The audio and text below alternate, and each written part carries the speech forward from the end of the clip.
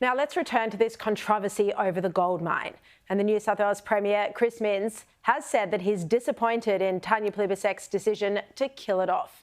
He spoke about the issue again today, as I played you his comments just before, at the Daily Telegraph's Bush Summit in Orange.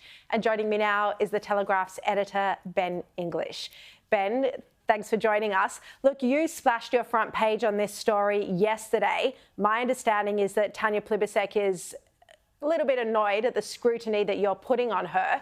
But the Premier has made it clear that all the approvals were met and that the main Indigenous group in Orange has no objections. So what do you think about her decision to cancel this mine at the last minute?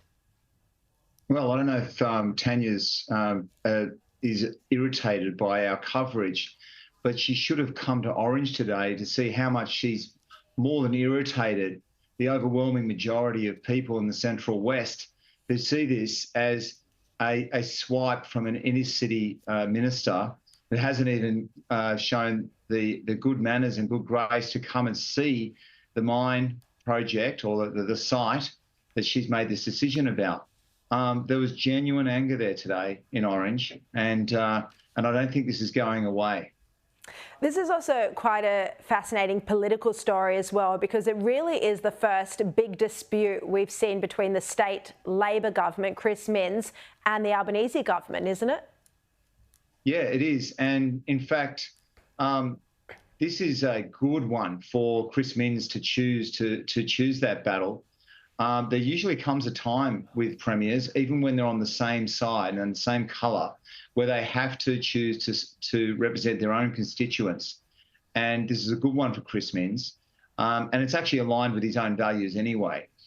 He is very genuinely concerned about this decision and the signals it sends to the investment world. There is a very strong view, or at least a growing view, amongst the resources sector, that New South Wales is actually a sovereign risk. It's actually not a safe place to invest because, as has happened with Regis, the company that's behind this project, you can invest 5, 6, 7 years and countless millions of dollars in the planning process, only to be basically king hit at the last moment. Yeah, exactly. You're exactly right. That is why this is such a worrying story for all of Australia, not just in New South Wales. But I think that, your point, I think this also shows the difference between the centrist Minns government and what we're seeing, which is quite a radical left Albanese government. I mean, the Minns government really is the model of what a Labor government should be, and his instincts are mainstream on so many issues, including this one. But Ben, your summit made quite a lot of news today. There was also a blue between Barnaby Joyce and Matt Keane over renewable energy. Let's have a quick look at that. The cheapest way of delivering reliable energy is firmed renewables. What's this, the Wizard of Oz? I mean, honestly, I tell you where the truth lies. Ladies and gentlemen, when you get that little thing in the mail with a box in it called the power bill, there lies the truth. Power bills are going up for two very clear reasons. One, there's a war in the Ukraine. That has pushed the wholesale price.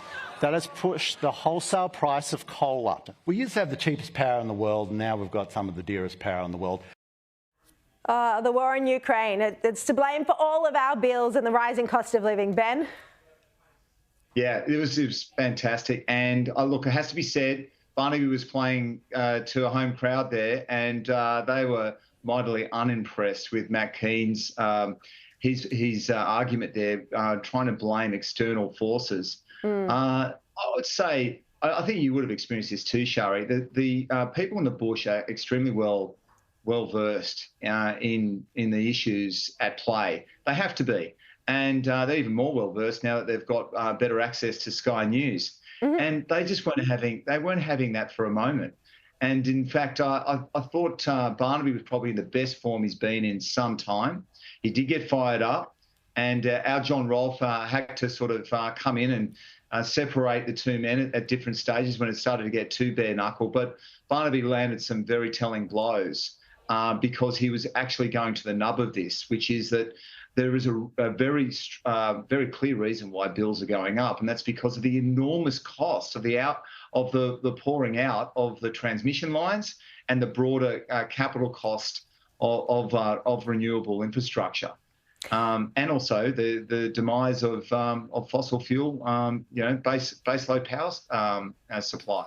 So, I think Barnaby basically took him apart. Took him apart. Well, Matt Keane, of course, has now been appointed by Anthony Albanese to be the Climate Change Authority chair. I mean, that appointment happened while he was still in the New South Wales Parliament, hadn't officially resigned yet. But, given what you heard about his position today, where do you expect this renewable energy push to go, given he does now have this federal role? Oh, look, he's serving his paymasters, and he's going to plough on with the relentless rolling out of these intermittent assets, if you want to call them that. And there's a number of projects, enormous number of projects that are stacking up, and with the benefit of government subsidies. And I must say, not many of them are subjected to Section 10 objections from any environment ministers. So, I think as long as this government is in the federal government, then we're going to see basically an acceleration of the rollout of renewables. Where they will be mugged by reality is when we start to see blackouts, particularly hot days in summer, and when they fail to curb the increase in power bills. Yeah, absolutely. And if that happens this summer, that's going to be a big political problem for the Prime Minister ahead of an election, which we're expecting in the first quarter of next year.